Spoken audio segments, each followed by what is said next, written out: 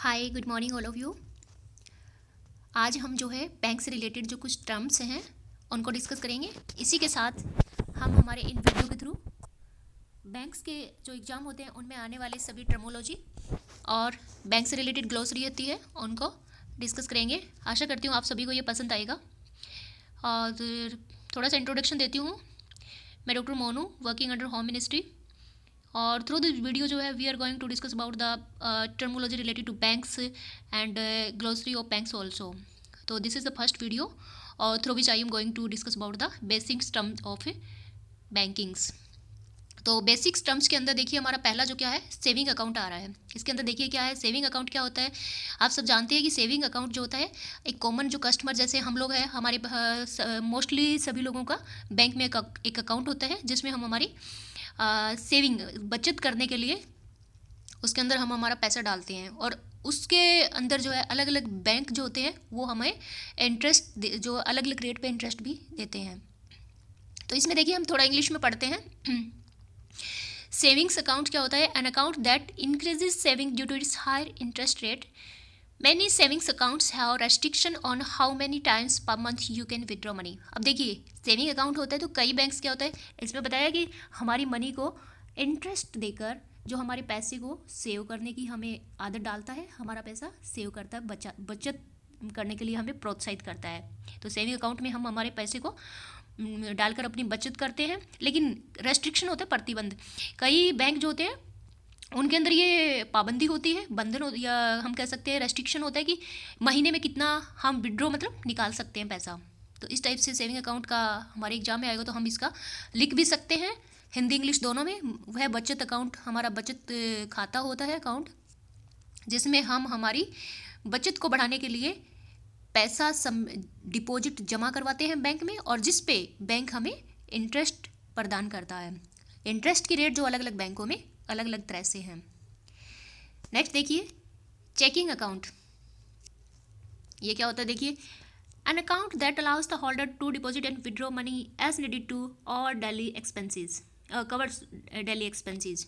इसके अंदर होता है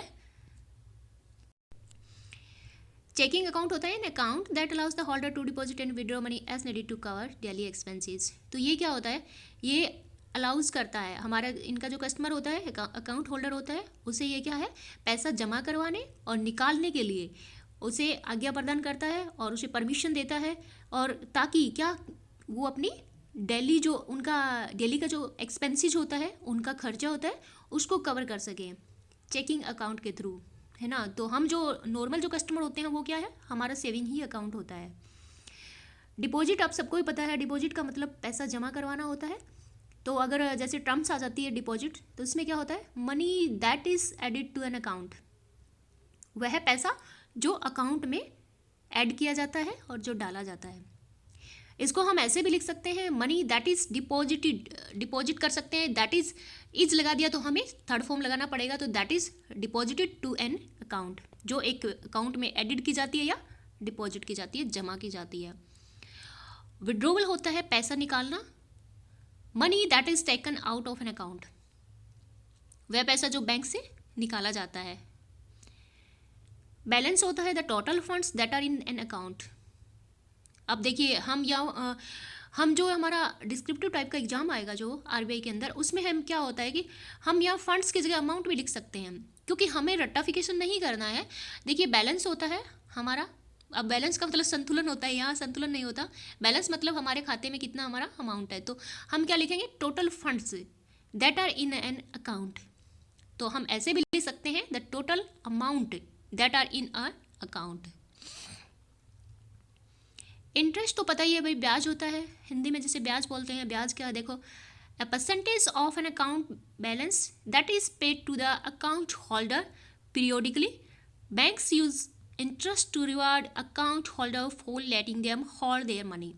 अब देखिए इसमें ये क्या बोल रहा है कि इंटरेस्ट होता है एक तरह का, एक परसेंटेज होता है, जैसे 6% पे कोई 6.5% पे देता है, तो ये परसेंटेज होता है अकाउंट बैलेंस का। हमारा अकाउंट बैलेंस जो है ना, उसका एक परसेंटेज दैट इज जो पीरियोडिकली, यानी उनको समय समय पे कौन देता है, अकाउंट होल्डर को बैंक देता है। और ये रिवॉर्ड बैंक क्यों देता है, ताकि अकाउंट होल्डर जो है अपने पैसों को बैंक में जमा करवा सके, और अगर अकाउंट होल्डर बैंक में पैसा जमा करवाता है तो बैंक को इससे बेनिफिट होता है। इसलिए क्या है, इंटरेस्ट जो है वो ब्याज की दर होती है जो बैंक जो है अकाउंट होल्डर को समय समय पर उसकी राशि को बैंक में जमा कराने पर प्रदान करता है। सिंपल भाषा में ऐसा होता है। और आप अगर इस एग्ज़ाम की तैयारी कर रहे हैं तो गाइज एक बात बोल रही हूँ कि आपको रट्टफिकेशन नहीं करना है, इंटरेस्ट को आपको समझना है। इंटरेस्ट क्या होता है, percentage of an account balance है। तो हम ऐसे लिखेंगे ना कि इसको एक परसेंटेज ऐसे ही लिखना है, नहीं, इस टर्म्स को हमें समझना है। तो हमें फिर क्या लिखना पड़ेगा, a percentage of an account balance, या फिर एक बैलेंस की लिख सकते हैं, percentage of a balance that is paid to the account holder. हाँ, पीरियोडिकली आप लिखोगे तो ठीक है, बट चल जाएगा, अगर नहीं लिखोगे आपको याद नहीं रहता। और that is paid to the account holders, है ना, on submitting his moneys to the bank. ये ऐसे हमें थोड़ा बनाना जो है इंग्लिश जो होती है ना उसको सही तरीके से अपने उसको ट्रांसलेट करना हम कह सकते हैं, हिंदी को आना चाहिए। मिनिमम डिपॉजिट होता है the lowest dollar amount necessary to deposit in order to open a new bank. अब देखिए हम बैंक में खाता खुलवाने जाते हैं तो उसमें क्या होता है, अकाउंट अगर हमें ओपन करना है तो किसी बैंक के अंदर जैसे 500 रुपये की रिक्वायरमेंट होती है, किसी में 1000, 10,000 या आप कह सकते हैं 500 का होता है। तो इस तरह की मिनिमम डिपॉजिट वो होती है, वो सबसे कम अमाउंट होती है। हाँ, the lowest dollar amount, dollar लिखना जरूरी नहीं है, आप लिखना चाहो दैट इज़ ओके, नहीं लिखो तो भी चलेगा। The lowest amount necessary to deposit, bank के अंदर डिपॉजिट करना बहुत ज़रूरी होता है एक खाता खुलवाने के लिए। तो मिनिमम डिपॉजिट ये हो गया। मिनिमम बैलेंस होता है जो एक बैंक के अंदर हमें रखना पड़ता है। अगर हमने खाता अपने अकाउंट ओपन करवा लिया तो उसमें हमें कुछ बैलेंस भी रखना पड़ेगा, रिक्वायर होती है उनकी। अगर उससे कम हुआ तो क्या है, हमारा जो अकाउंट होता है वो बंद हो जाता है कुछ टाइम के बाद, लिमिटेशन होती है। Minimum balance, the minimum balance that a bank requires account holder to maintain in their account each day. If an account goes below the minimum balance the bank will charge the account holder a maintenance fees. अब देखिए minimum balance जो होता है वो account holder को प्रतिदिन यानी per day के हिसाब से अपने खाते को चालू रखने के लिए उसमें रखना ज़रूरी होता है। अगर इसमें से कम हो जाता है तो कुछ समय के बाद क्या होता है, बैंक उस पर चार्जेस लगा सकता है, अपनी मेंटेनेंस की जो फीस होती है। गाइज ये प्राइवेट बैंक में ज़्यादा पैसा चार्ज लगता है। ओवरड्राफ्ट क्या होता है, if an account holder tries to withdraw more money than they have available in their accounts that is called an overdraft. If an account is overdraft the bank will charge the account holder an overdraft fees. Overdraft का मतलब होता है कि जो पैसा आपने bank में जमा करवा रखा है आपको उससे ज़्यादा की ज़रूरत होती है, तो बैंक जो है ओवरड्राफ्ट की फैसिलिटी प्रदान करता है। लेकिन उसके लिए क्या होता है, बैंक जो है उसके अकाउंट होल्डर जो होता है उस पर ओवरड्राफ्ट फीस जो है चार्ज लगा सकता है। अकाउंट स्टेटमेंट होता है कि monthly summary of all account activities sent by the banks to the account holder इधर इन मेल और। हाँ देखिए अकाउंट स्टेटमेंट हम निकालते हैं कि हमारे बैंक का जो कितना बैलेंस है, स्टेटमेंट कितना है। तो आजकल इतनी बढ़िया फैसिलिटी दे रखी है कि हम मेल से भी, हम नेट से, कॉलिंग से और बैंक में जाके भी ले सकते हैं। बट ईजिली ये होता है कि हम लोग मेल कर देते हैं बैंक को, बैंक की कॉपी पे कॉन्टैक्ट होता है, टोल फ्री नंबर होता है, वहाँ से भी हम कॉन्टैक्ट करके उनको मेल का हमारी प्रोवाइड करके ऐसे, और ऑनलाइन हम नेट बैंकिंग के थ्रू भी चेक कर सकते हैं। तो ये अकाउंट स्टेटमेंट होता है वह राशि जो हमें मेल या जो है ऑनलाइन प्रोसेस के द्वारा या ऑफलाइन के द्वारा बैंक हमें हमारे अकाउंट की डिटेल्स देता है। डायरेक्ट डिपॉजिट होता है form of receiving a pay cheque in which the workers earnings are transferred electronically into their chosen account or accounts. Some banks will waive fees on checking account if the account holder receives a minimum direct deposit amount each month. Direct deposit होता है कि जैसे हमें किसी के check होता है तो हम चेक के थ्रू हम ट्रांसफ़र कर सकते हैं, है ना। ये form of receiving a pay check होता है जिसके अंदर वर्कर क्या होता है, इलेक्ट्रॉनिकली किस भी उसके अंदर उसके खाते में हम चेक जो है हमारा वहाँ पे डिपॉजिट करवा देते हैं, चेक के थ्रू हमें अमाउंट मिल जाती है। और कुछ बैंक क्या करते हैं, चेकिंग अकाउंट जो होता है ना, तो अकाउंट होल्डर जो है डायरेक्ट डिपॉजिट करता है तो उसको मंथली उसके ऊपर देखो ये चार्ज भी। If the account holder receives a minimum direct deposit amount each month, तो क्या होता है कि बैंक क्या करेगा, some bank will waive fees on checking out. हाँ, तो इसमें क्या होता है, कुछ बैंक इस पर, ये चेकिंग सिस्टम होता है, कुछ बैंक इस पर चार्ज भी लगा सकते हैं चेकिंग पे। अब चेकिंग अकाउंट टर्म्स क्या होती है, अब देखिए चेकिंग अकाउंट की टर्म्स भी कुछ होती है। चेक की बात कर रहे हैं तो इसमें बाउंस चेक हो जाता है, हम कहीं चेक बाउंस हो गया तो इसका मतलब क्या है, देखो हमें किसी ने हमें पैसा नहीं दे रहा तो उसने हमें चेक दे दिया, हमें श्योर हो गया कि ये बंदा हमें चेक दे दिया है। बट क्या होता है कि चेक तो दे देगा बट उसके अकाउंट में इतना पैसा ही नहीं है, तो फिर क्या होता है, चेक बाउंस हो जाता है। और आजकल ये क्या होता है, चेकिंग के थ्रू पैसा देना is the best way of, है ना। तो बाउंस चेक होता है cheque that is return because there are not enough funds in the account to cover the amount of the cheque, है ना।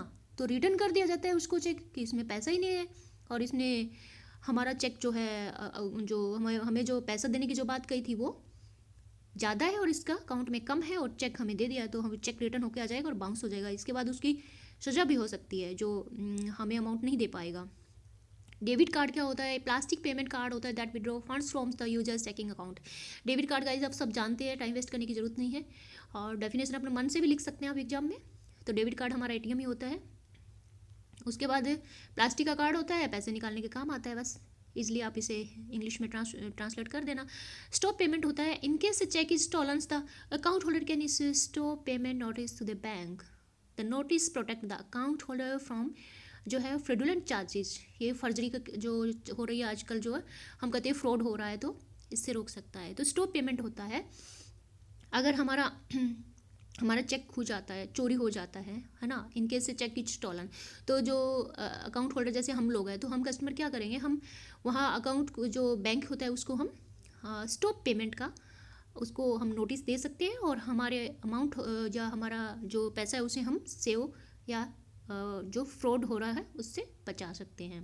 ये भी एक बैंकिंग प्रोसेस है। स्टॉप पेमेंट ये हो गया।